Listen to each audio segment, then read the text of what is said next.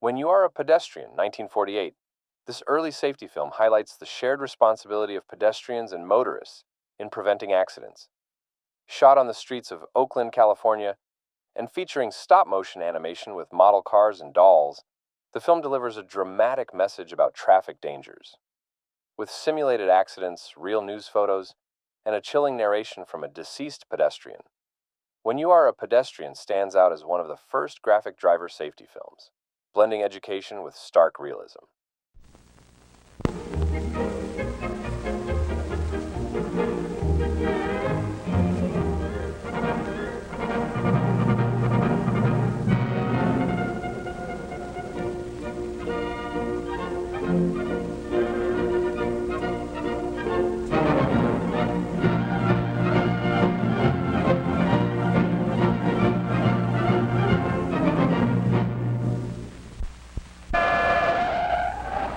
That was how it began, or should I say ended. I was hurrying home to my wife and kids, and I guess I didn't look too closely when I crossed the intersection. But then Joe Smith, who was driving the car, wasn't on his toes either. He was thinking about that big deal at the office. It hurt pretty bad at first, but that soon passed. It was a lot tougher on my wife and kids and on Joe Smith and his family. Well, anyway, I am an ex-pedestrian now. I'm one of that not-so-exclusive group of 34,000 people who are killed each year by automobiles. Over 1 million more are injured in Maine. Newspaper reports of automobile wrecks and statistics on the mounting toll taken by accidents are not particularly impressive. Statistics don't bleed or scream with pain. You can't cripple a statistic or smash its face to a jelly or cave its chest. Statistics don't show what happens when children are drowned under the wheels of a car or when a woman is thrown through a windshield. The grisly parade of accident victims goes on and on, the hurt, the maimed, and the dying. Here is death, not peaceful death, but raw and ugly death that comes as a mercy to torn, ragged bodies. 2 out of every 3 accidents are caused by errors in human judgment. If you, the living, will drive and walk with courtesy, caution, and common sense, this needless slaughter can be immeasurably reduced. Pedestrian and motorists must respect each other's rights. There are several important safety rules that pedestrians must bear in mind. Always cross streets at intersections where drivers expect you. Wherever traffic is controlled by signals or a police officer, obey the signals or officer and do not attempt to cross until the go signal is given. Stand on the sidewalk when waiting to cross intersections. Don't try to save a few seconds by stepping down from the curb, or this may happen to you.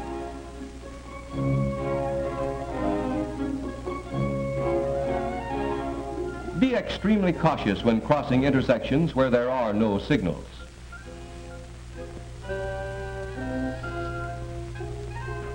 A pedestrian must be constantly alert. Look to your left, to your right, and behind you. Being struck down from behind is one of the most frequent pedestrian accidents. The same precaution should be taken when crossing from the opposite direction.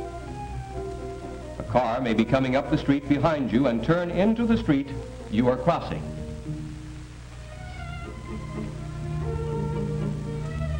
Don't do the unexpected. Drivers are not mind readers.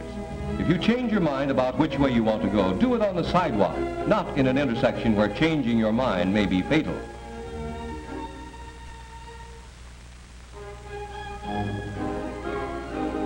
When you have determined it is safe to cross, do so quickly and with certainty. Don't loiter in intersections.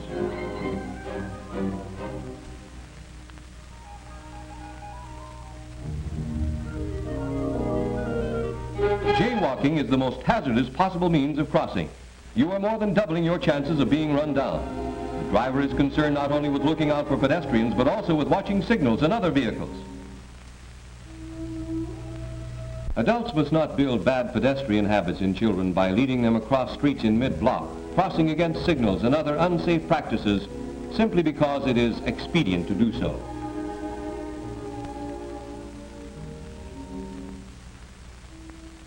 Traffic safety must be taught by word and action to our children as soon as they are able to walk. Many municipalities, in conjunction with schools, are doing excellent work along these lines.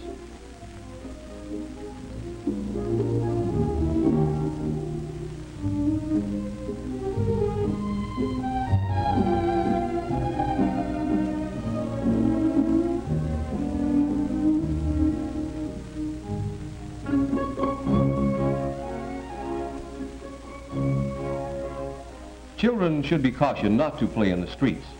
Last year, nearly 900 children were killed and several thousand injured.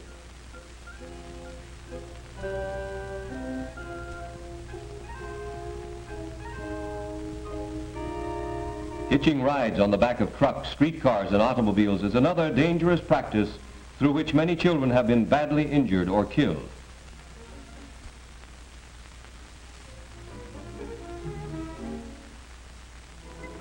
Blind spots where visibility is impaired for either motorist or pedestrian by other vehicles or similar obstructions are danger areas. When the motorist or pedestrian approaches a blind spot, they should proceed with caution.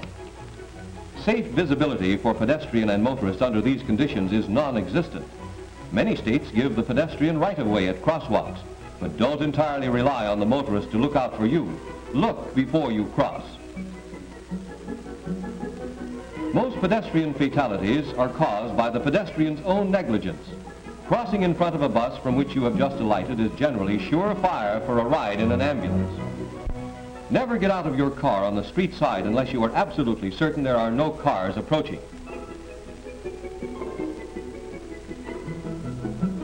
Entering and leaving your car on the curbside is the safest practice.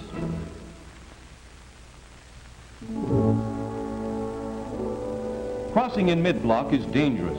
The driver of a parked car may suddenly back up and crush you against the other car. Or you may be run down by an approaching car. The driver seldom sees you in time to stop.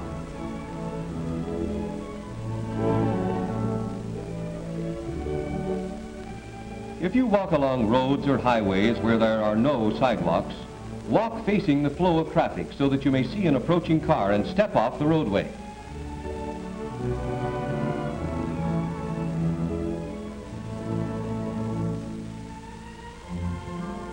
Never walk with your back to approaching traffic. You might be hit or cause a car to swerve, causing a bad accident. You, the driver, must constantly be on the alert and not exceed a safe rate of speed.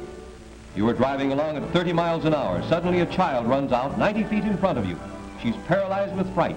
You slam on your brakes and come to a halt just 7 feet from the child. But if you were going just 5 miles an hour faster, you would have traveled 30 feet farther. You would have struck the child and traveled 20 feet beyond.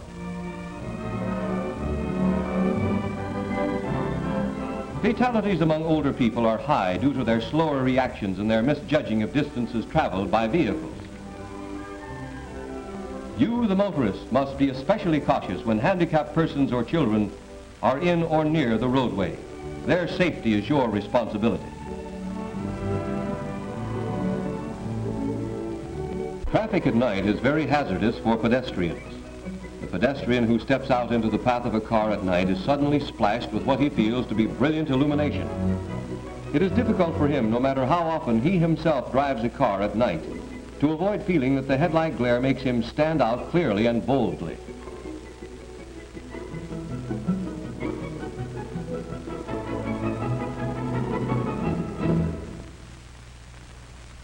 To the driver, the pedestrian illuminated by his headlights is just another object in the midst of 1,000 other such vague shapes.